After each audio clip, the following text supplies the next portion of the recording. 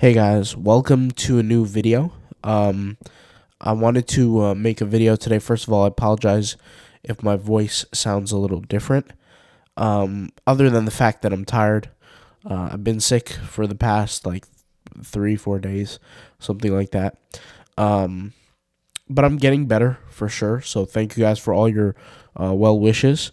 I just want to shout out every single person who wished me the best of health. Thank you guys. You guys are the best. Um, I wanted to make a video today, guys, that is a little bit different. I personally, I'm a little tired. Like I said, I slept about maybe like 4 hours in the last two days. So I'm a little tired, but I do want to talk about something because as I'm sick here, I didn't just lay down or relax or sleep. Not that I wanted to either. I mean, I want to sleep, but I couldn't the last 2 days. Like I said, whenever I would go to bed, I feel like I can't breathe. So it is what it is. But anyways, um, I'm writing a book, right, that I'm gonna be releasing on this channel. Right, this is the 1% Society channel, which I haven't created any videos yet. I am gonna change the name of this. I think I have a name saved that I'm gonna change it to, but I'm writing these two books, right? And these books are pretty much everything I've learned from becoming wealthy and what it takes or the conditions of being wealthy and also the conditions of being poor. So they're going to be separated in two books, right? Basically, what kind of behaviors make you wealthy and what kind of behaviors make you poor. And as I was writing this book, right, and I'm still writing it, I'm on my maybe seventh chapter. There's going to be about 35 to 33 chapters in each. And I'm on my like seventh or eighth chapter, and I'm remembering a lot of the different stories that I was going through when I was building my very first business. And I've spoken to you guys about this before, but my first business was an experience for me unlike any other I've ever experienced in my life. And a lot of you guys know the story. The first 3 years and a half, I pretty much made, or the first 3 years, I made almost no money. And the fourth year, that like from year 3 to 4, is when I started to really start to turn it up, and then from 4 to like 5.5 is when I had explosive growth, and then I sold the business at its peak. I kind of told this story in the past, but I wanted to share one of the things that truly made me successful. And I don't know what I'm going to title this video. And there's a lot of these times where I want to make videos like this, and I just can't because it's a YouTube channel about print on demand, about clothing, things like that, which is why I'm creating this new channel. Is one of the reasons, one of the absolute biggest reasons that I truly became successful was fear. And I'll explain what I mean. My business journey started after my mother passed away. And I know some of you guys don't know this story, or some of you do, but essentially, when I think like in the sixth grade, my mom got cancer. And she had cancer up until my last year of high school. She passed away in my last year of high school, and she was in the hospital for about 8 months, right? Her last 8 months, she was in the hospital, and then she was eventually taken to hospice care, and she passed away in hospice. The reason why I mention this is because my outlook on life changed when my mother was in the hospital. And I vividly remember, like no other, there was my mother was on her deathbed, literally in the hospital, and this was when she had her wits about her. She didn't have dementia at this time. This was the very beginning. She eventually got like this dementia type phase because something in her blood basically blood filled up her brain, and she couldn't speak anymore. She couldn't think, she couldn't process thoughts. Anyways, in the beginning of this, before she had that experience, she was able to speak. And she told me, I wish, she said to me, I wish I could have traveled the world. I wish I would have visited, Paris. I wish I would have visited, and she listed a few places before I die. That's what she said to me. And at that moment, to console her, I said to her, don't say that. We're going to go. We're going to go to these places. We're going to visit these places. Don't worry. Now, I knew and she knew that wasn't going to happen. We both knew. But I was lying to her, and I lied to her out of I just didn't want her to be sad, but in those moments there's not much you could say or much you could do. And really in my heart, right? I thought to myself, you really only have one life to live. And you don't have a second chance at this. So why not go all out and achieve everything you've ever wanted to achieve? Why not? And all of these things, going to different places, traveling, having fun experiences, these all cost money. All of these things cost money. And I knew, and at this point in time, I didn't know much, but I knew that I wanted to become great at something. I didn't know what it was. I was only 17 at the time, and I knew that I wanted to become great at something. And I told myself, watch, when I start 18, like that 18-year-old age, I'm going to do something amazing. I just don't know what it is. And that was the start of my business at 18. And like I said, it wasn't a business when I first started. It didn't have employees when I first started. It was nothing when I first started, And I learned every step of the way. But my point is, when I mentioned the fear, is along me starting the business journey, right? And I say this to say that, this whole story, as I'm about to explain it now, is that when I was in the business journey for the first 3 years, there were many times where any normal human being would have quit. Any normal human being. I was not normal. I was psychotic in a way. Because of the power of the experience that I had with my mother, there was no other explanation to me other than just going out and achieving it. There was no other alternative. And you also got to keep in mind, at this time, I was purely alone in life. And when I say alone, I'll explain what I mean. The friends that I had, right, they were purposeful friends. And what I mean by purposeful friends is that they weren't generalized friends. We didn't hang out together all the time. We only hung out in certain aspects. So if I was going to the gym and I was going to do some powerlifting at the gym, I had friends related to that who powerlifted with me. When I used to play basketball and football, I had friends who did that with me. My basketball and football friends, they didn't go to the gym with me. My gym friends, they didn't play basketball or football with me. And also, my friends who did these things, they didn't have the same beliefs on life that I did. They didn't have the same religious views. They didn't have the same life views. They didn't have the same views on money, wealth, family, and they certainly didn't go through certain experiences that I went through about seeing my mom pass away and all these kind of things. So when my mother was in the hospital for the last few months of her life, I was with her. Me and my dad and my sister were with her pretty much till the end. There was not even a single minute where she was pretty much alone. And so I had lost all these friends pretty much, right? I had lost all these friends. And my sister was out there after my mom passed away, and she was kind of like, drowning her sorrows a little bit, spending time with her boyfriend, living her life. And she lived in the same house as me, but we just didn't have that much of a connection. We had developed a connection later down the road. But even my father, right, at this time, we're living in the same house, but, his wife just passed away. He's depressed, sad, of course, and he kind of took his own corner, and he did his own thing as well. And so I found myself, right, being the only son in the family, the only boy. I was sitting here taking care of my disabled father, and no offense, not to say anything wrong, but my sister wasn't helping. I was responsible for cooking and cleaning in the house. Like I said, my dad was disabled. I had 2 jobs. I was in college as a full-time student, and I was working on the business. And I had a lot of time alone, like a lot of time. In fact, most of my day, like 90% of my day, I was completely alone. And I was going to get into a relationship. I decided not to. It just didn't work out. And this was at that time, things had changed, but, after that. But at that time, the very first 3 years, those years, I had extreme fear. And I'll explain what I mean. When I was extremely alone, right, I thought about the friends that I used to hang out with at church. And all my friends were destined to become something successful. And when I say destined, I'll explain what I mean. In my church community, for those who don't know, I'm an Orthodox Christian.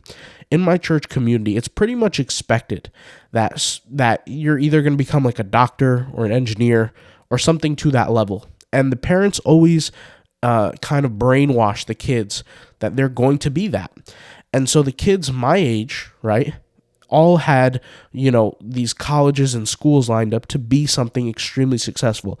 They were going to be doctors, they were going to be, pharmacists, they were going to be engineers, they were going to be something on that level, right?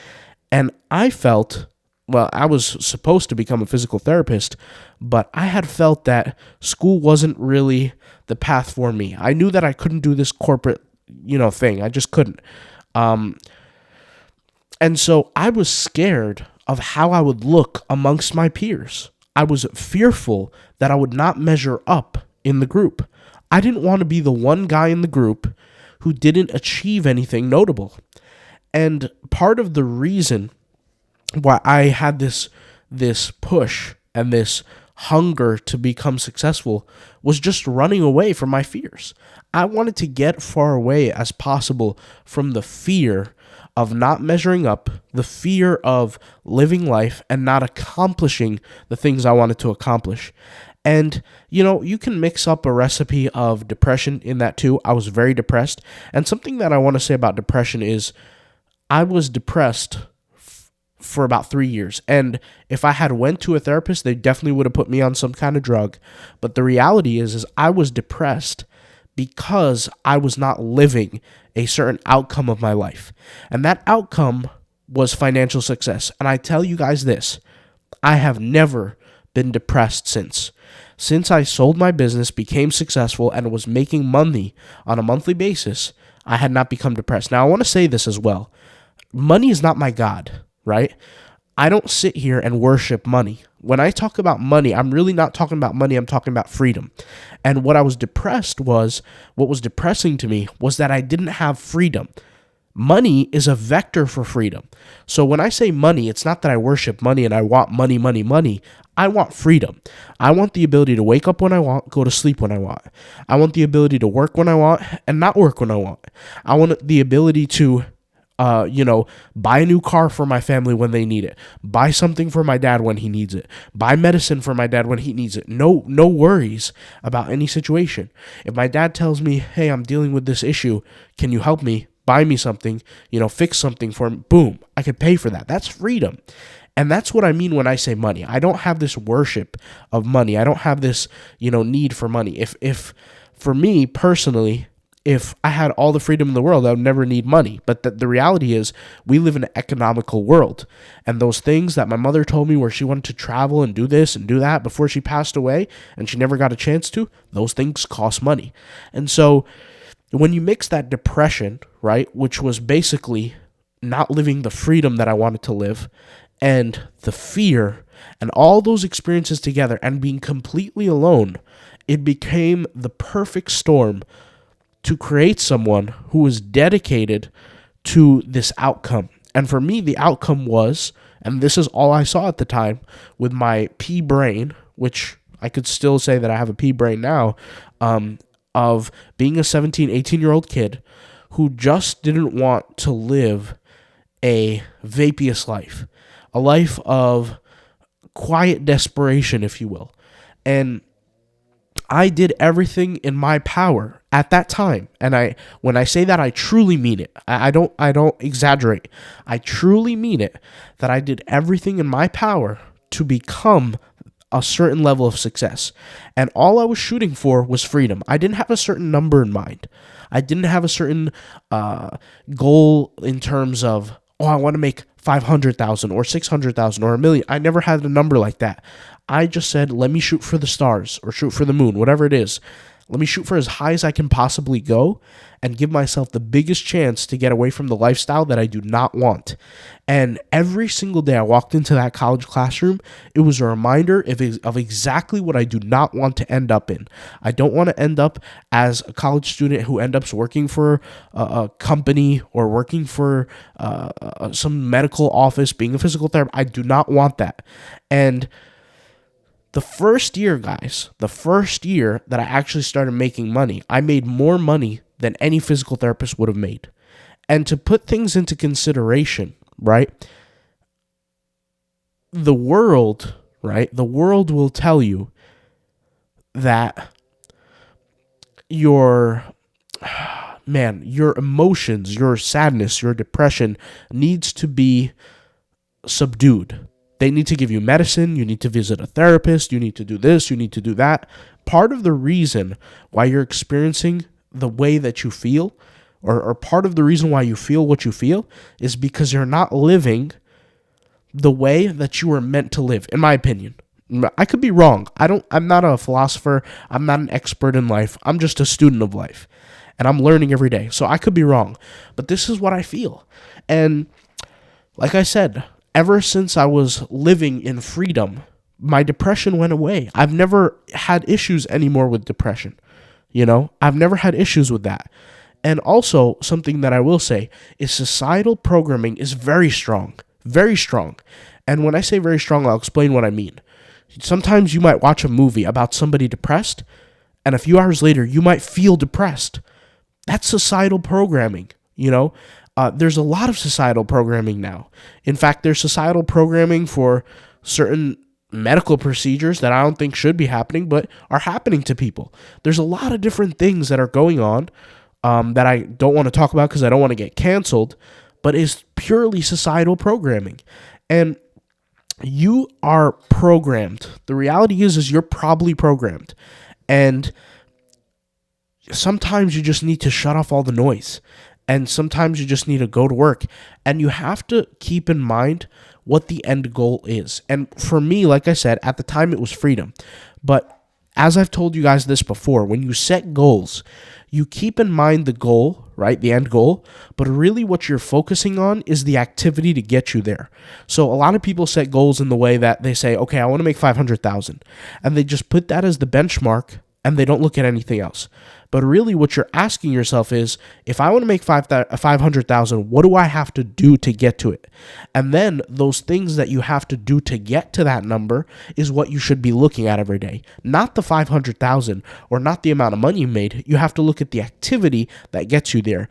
And that's one of the biggest mistakes as well, is that schools never teach us how to set goals properly, right? If I want to lose 30 pounds, right, and I have to consume a certain amount of calories to consume to get to 30 pounds weight loss, I should measure every single day the amount of calories that I eat, not the amount of weight that I'm weighing. Does that make sense?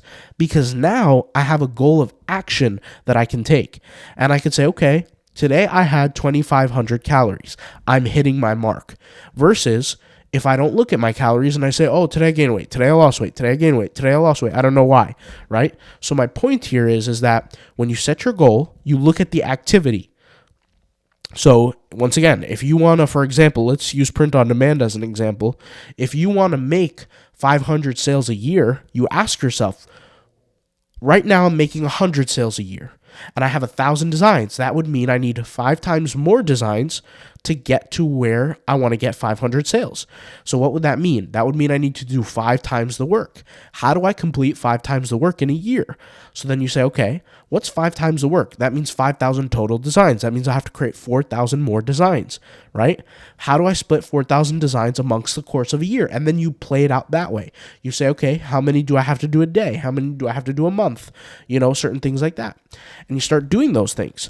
And that's how you properly set goals, and that's how you achieve them. And one of the big things is, and this is one of the biggest things, is perspective. And I want to talk about this for a second because this is the last thing I'll say before I end the video, is with perspective, guys, your views on life shift. And I'll explain what I mean. When I had sold my business, right, in college, and I was in my last year of college, and effectively I was chilling. I was chilling in life. Well, truth be told, I had 2 businesses. The first one was like a small business. I had sold it, and I was in contract to sell the big business, right? And I was chilling. I was relaxing. I was just waiting for that date to go to the office, sign the contract, get the check. Everything will be over, right? when I had sold that business and in contract to sell the second one and everything was going fine and I was days away, I met a friend. And this friend of mine, guys, he used to go to my church and he was one of my church friends. And he grew up in a really, really wealthy family. And to put things into perspective, his dad owned three businesses. He owned a pizzeria, he owned a taxi service, and he owned a strip club or a nightclub, whatever it was. And, not the most Christian thing. I mean, we're in a church, but hey, those were his businesses. And at the time, guys, there was no Uber, there was no Lyft. It was people ordered taxis. And his taxi service was one of the biggest in New York City at the time. I mean, the dad was crazy rich, crazy rich. And to put things into perspective, he had four sons. One of those sons was one of my very good friends. And his oldest son, right, to put things into perspective, when he graduated high school, his father bought him the highest class, the most expensive GTR. I think it was like close to $200,000+, $250 or something like that. So that's how rich these people were, okay? This is when he graduated high school. Not college, not, achieve something great. No, high school. So this kid, right, essentially my friend, I hadn't seen him in years. And I used to like to go to the libraries in my college just to like relax, wind down, but think about things, maybe get some work done, whatever. So I'm sitting in on a Saturday. It was a Saturday night. And I'm walking out of the college after just like thinking about where my life is going, and sold the first small business and the contract to sell the second one, which is the big one, the one that was going to set me financially free, is coming. And I was just walking to my car. Now, at this time, guys, you have to think of what my life was looking like. I was never really rich at this point, but I was going to be. And I was driving a Nissan Versa 2007, I think, something like that. And I had let my sister borrow my car, and she basically crashed it, right? And the front bumper, I bought like this front bumper part on eBay or something, and I screwed it on, and it didn't look good, but it did the job, right? It was like a different color than the car, and the car didn't look as good, right? But to me, I was living the life. Now, to put things into perspective before that, the car that I was driving was my mother's car, which was a car made in the 1990s. And there were many days where I had to push that car to get to school. Like, there were many days, and this was our family car for about 10, 20 years, right? More than 10 years, maybe like 17 years. This was our family car, and I basically inherited this car, and this car was falling apart. I mean, I remember it only opened from the passenger side door. Every other lock and key was broken. There was no AC in the car. There was no heat. Those things didn't work. There was a lot of things wrong with the car, but I was very thankful for it. And so I had basically upgraded from this old 1990s Nissan to a 2007 Nissan that actually opened the door on all sides of the car. All the doors opened. It actually had heat. It actually had AC. Like, this was an amazing car to me, right?